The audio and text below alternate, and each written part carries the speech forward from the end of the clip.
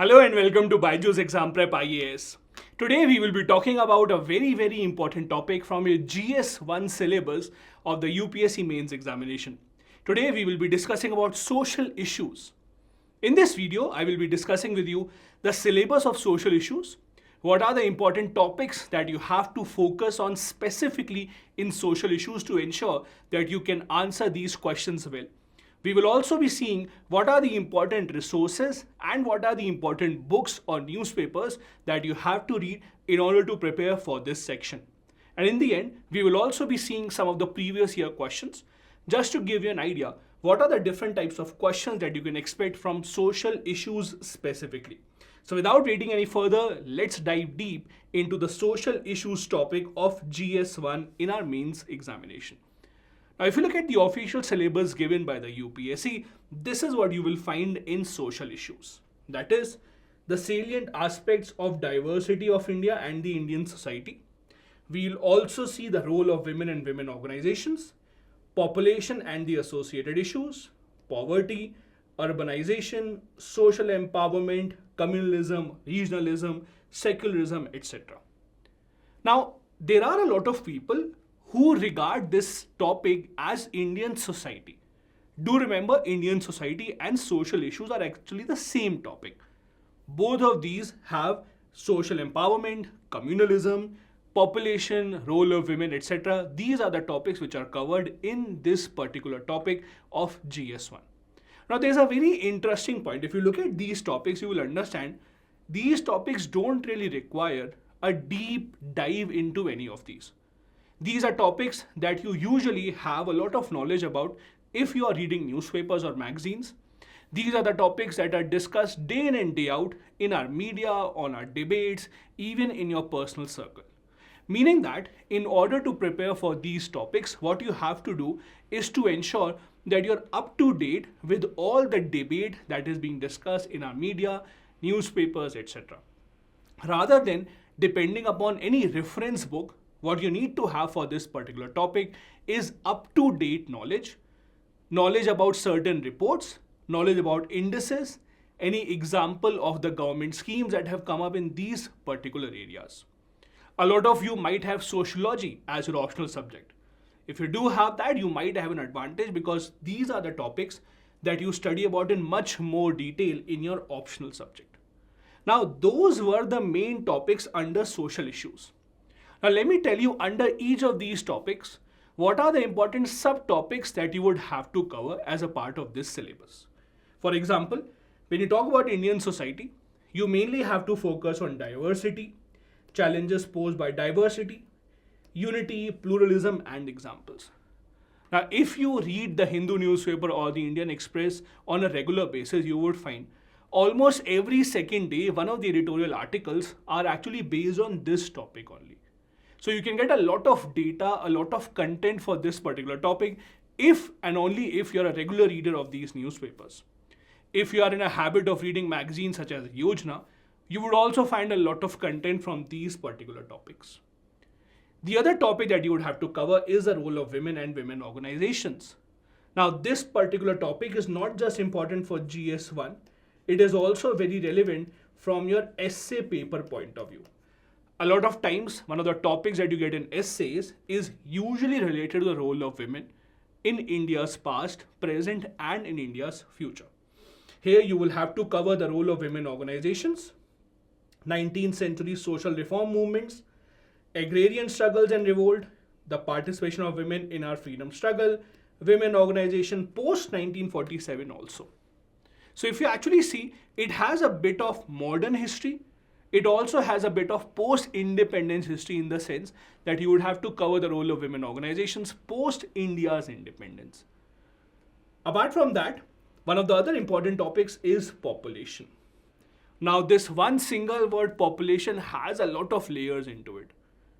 For example, you would have to understand the issues related to India's huge population, the demographic dividend that we have, how is it that our overall rate of production is decreasing and what impact would it have in our future and on our workforce, government efforts to control our population, and the impact that the population has overall on how many seats, for example, we have given to each state in the Lok Sabha, Rajya Sabha, so on and so forth. So there are a lot of aspects related to population also. We will be discussing and covering population trends and how they have changed and their implications, the causes and effects of overpopulation as we see in India, the concept of demographic dividend, is it a boon or a bane, and India's population policy and different initiatives that the government at the union and at the state levels have launched. The other topics include poverty and developmental issue. Again, you don't require any specific textbook to cover about poverty. What you have to do is you have to ensure that you are in a habit of reading the newspapers, important reports that are published, and you can find them online on the PIB and also the monthly current affair magazine of Byju's, and you can cover all of that from there. You will have to understand the types of poverty, how is poverty measured, how poverty becomes a main social problem, what are the government's steps towards ensuring the alleviation of poverty, and what is the relation between poverty reduction and development overall. We'll also be focusing on urbanization and the efforts that are taken by the government across the country to urbanize more population. For example, we'll also be covering about the smart cities mission, the government's initiatives to develop much more infrastructure, and how it leads to other kind of problems such as displacing people, people not being happy with the compensation that they have been given, so on and so forth. We'll be discussing the challenges that are posed by urbanization, the factors that have led to this, and as you know, when a lot of people shift from the rural area to the urban areas in search for better opportunity, they don't necessarily have the means to afford a good living. The result is slums. So the problems related to slums, how the slums come into being, and the challenges that the government faces in order to manage those areas. Then we have an evergreen topic of globalization, which is covered in a lot of subjects. For example, you can see globalization being a part of an essay topic. You also cover this in international relations. If you have PSIR as the optional subject, then again you read about globalization. So you have to understand what is globalization, its different dimensions, good or bad for the Indian society, the impact that it has had, especially on the section of the Indian society that has already been at a disadvantage, like women. We'll also discuss the impact of globalization on the agrarian sector of India, so on and so forth. Other topics include communalism, regionalism, and secularism. All these three are very closely related to each other.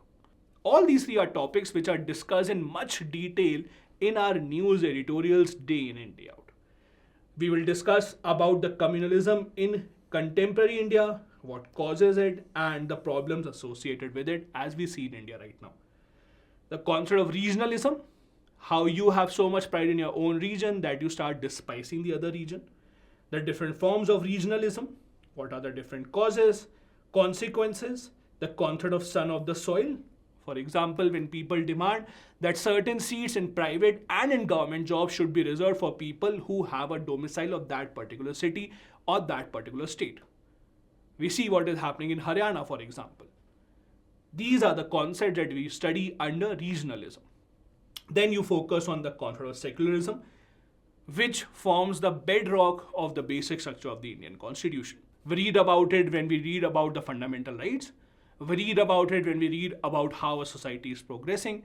We read about it when we discuss how liberal or illiberal a particular society is. We also compare the secularism in India as compared to how it is followed in other parts of the world. Related to this, we also discuss concepts such as the Uniform Civil Code, etc.